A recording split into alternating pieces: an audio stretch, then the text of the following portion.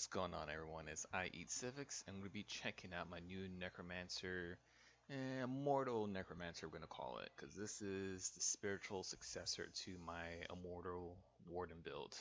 So let's check out the character sheet first. These are all unbuffed. No buffs on right now. It's a Magicka class. It's going to be your tri-stat food. Your boon is Atronach for Magicka recovery. We're a vampire. And we happen to also be my race. I have forgotten my race. Where do we find that? Oh yeah, Imperial. Jesus. So we're also running Imperial, which seems kind of strange, but I love the max health, the max stam, and the reduction to all your abilities by 3%. This is an amazing race right now that I don't see anyone using. So even with this, using Imperial, it's a great race. Great race for just about everything. Unless you want to do straight DPS, you can go Orc, but this is not about DPS. So let's check out the armor pieces. So on our front bar, we're running Asylum Axe and Asylum Shield. If you want, on every piece of gear, go Tri-Stat gear. The shield's infused. That's what I recommend for every piece. I don't have that myself. So the front hand I have powered with the weapon damage enchant. We're not attacking, we're just healing and debuffing everything and buffing our team. On our back bar, we have Alteration Mastery, one hand and shield. Same thing, you want infused, and here I have max Magicka, but you want max Tri-Stat. For our monster set, we are using Bloodspawn. Here it could be a little bit more, you could try to use Earthcore here if you want, and you can use the Pirate Skeleton here also. These are three good choices. I might be just going over to the Pirate Skeleton here, just because we minor defile ourselves all the time through one of our heals, and might as well get the major protection while doing that. So again, this is a heavy piece. And make sure that your helmet is heavy, your shoulders are medium, and one of your small pieces, so here my feet, or it could be your gloves, your hands, are light. So let's go to the second set. We're using Heartlands. We have so much AoE damage going on, and the siege damage is going crazy. Heartlands is the best way to go. It's just necessary. You can't use any other set and be doing well. Again, shoulders, medium, Bloodspawn. I have a Magicka piece in it. Get a Tri-Stat in it, even in your small pieces. This is my one health piece. This is just because I want a little bit of health. And this is again Heartlands Impen. Every piece of yours should be Impen, except your shields. I don't believe I have infused anywhere else. I shouldn't. Nope. Again, Heartlands, one small piece, Alteration Mastery. So let's look at our jewelry real fast. I have my neck here as an Alteration Mastery neck. I have Magicka Recovery Arcane.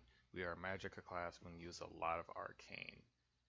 And then for our two rings, I have one Heartland ring on with Magic Recovery and one Healthy, and then one Alteration Mastery ring, Arcane, Magic Recovery. The gear, if you have my Warden build from before, is actually the exact same gear that we use on the Warden build. Our Sword and Shields, the Asylum, and the Alteration Mastery are just reversed. So let's hit up the skills. So this is on the Asylum Shields side. On Asylum Shield, first I have here is Absorb Magic, and this is because we'll get the damage shield, we'll get 18% of our max health, our blocking reduction cost is reduced, we can block more, and because with Asylum, every time you use Absorb Magic, you get up to 1800 Magicka back, or 4500 Magicka if you don't get hit with a spell projectile. So that's the first skill. Second skill is, this is the Ghostly Embrace. This is really just your snare and your immobilize. You can immobilize up to 2 to 3 people, mattering when you do the skill. So if we throw mobilize, one person, one person, one person. So you can mobilize 3 people, 1 per circle. Next is your Boneyard. So this is another skill that you can use, and you're going to be doing a little bit damage, that's fine, but it's really about the major breach or major fracture for your team. You're you're a super support team, and look how far you can throw that. Can you even throw it in farther? No, that's the farther. But major fracture, major breach, you're there to kill the resistance of your enemies. Bone armor is the one that sucks you in. That one's fine. And your spirit guard is the one that does the 10% damage just given to them. This is actually a really amazing skill. I'm starting to appreciate it more the more I play it on live server. And Glacial Colossus, we don't use this too much, but this is really, um, yeah, we don't use this too much. I just have it there for the major vulnerability if I ever need it. If my, the leader ever calls out for it. So this is the back bar. This is the Alteration Mastery bar. So the reason we have Alteration Mastery on this bar instead of the back bar is because this is where we're going to be healing.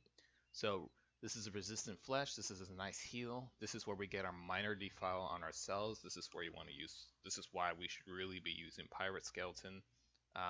That's probably number one, where Bloodspawn is the second best monster set, and Earthcore would be the third best monster set. So already minor defiling yourself.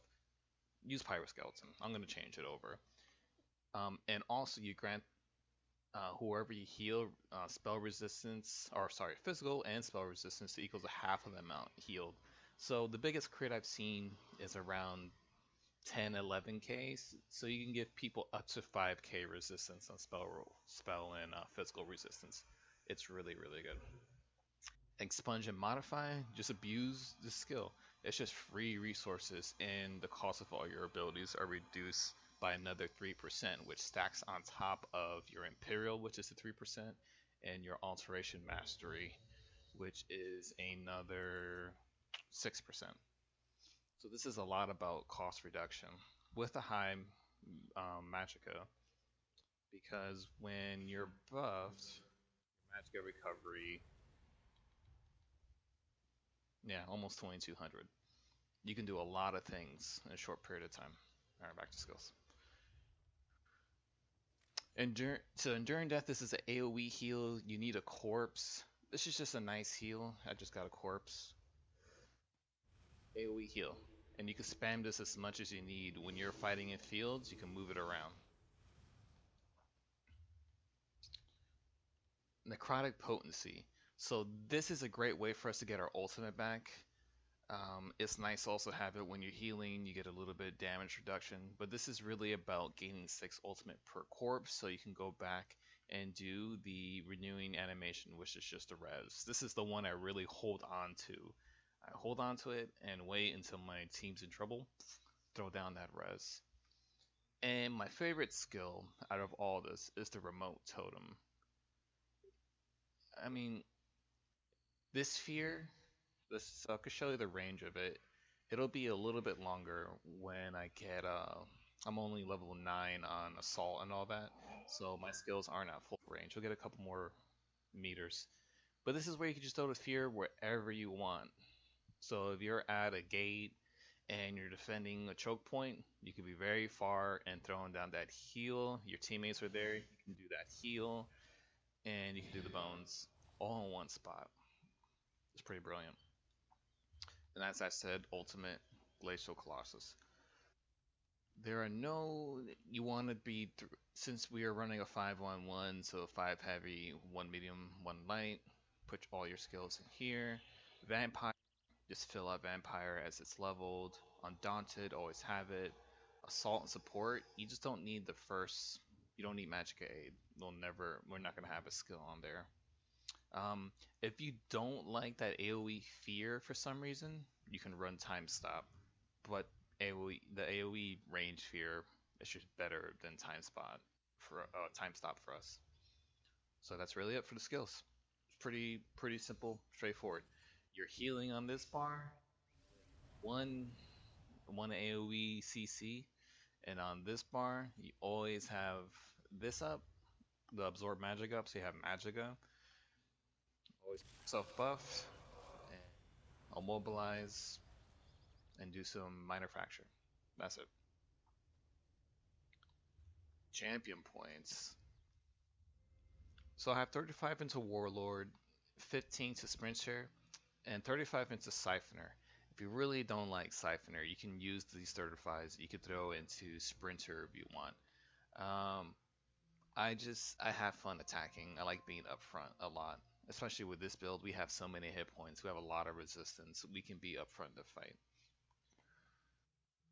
I have 75 into Arcanist for magic recovery, 30 into Tenacity, 50 Tumbling, 30 into Shadow Ward. We have 75 Bless, 45 Elfborn, 35 Elemental Expert, and 40 on the Spell Erosion. And we're running 75 on Thaumaturge. This is going to be the same as my previous build, where we have 57 in Ironclad and 50 in Resistance, 43, 43 Hardy and Elemental Defender, 40 on Thick Skin, and 37 on Quick Recovery. It's a really easy tree. You can always change things around where you have preferences. Change it around where you want. Make this your build. Don't just copy paste my build. It's not going to work that well. And yeah, that's it for the build. I didn't enjoy this build for the first 3 hours I played it, just because I came off of the bash build, and it's that broken. But this build makes a huge difference on with your team. Just with the slow snares, immobilize, the fractures, you can get ultimate whenever you want. It feels so good to res your team. You're throwing out the heals all the time. Oh shit. You know, I just discovered. I think we can take off the minor defile from ourselves. Look at that. That's broken. That's really happening. You know what? Let me check. So here, we're gonna check this out real quick. So look, no minor defile or anything like that. There's minor defile right there. Last 4 seconds, right? 1, 2, 3, 4. Expunge turns off. Wow. Okay, so guys, look, do that and expunge your minor defile. That's ridiculous that necromancers we can just take off a minor defile from ourselves. So yeah, there you go. Something else broken about the necromancer. We shouldn't be able to do that, but that's how it is. So really, let's see what a heal actually costs us. So let's go to skills real quick.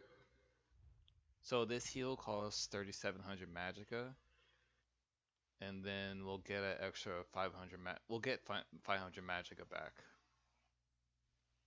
Wow, for a cost of 1,700 health, which means nothing because your spirit guardian's up.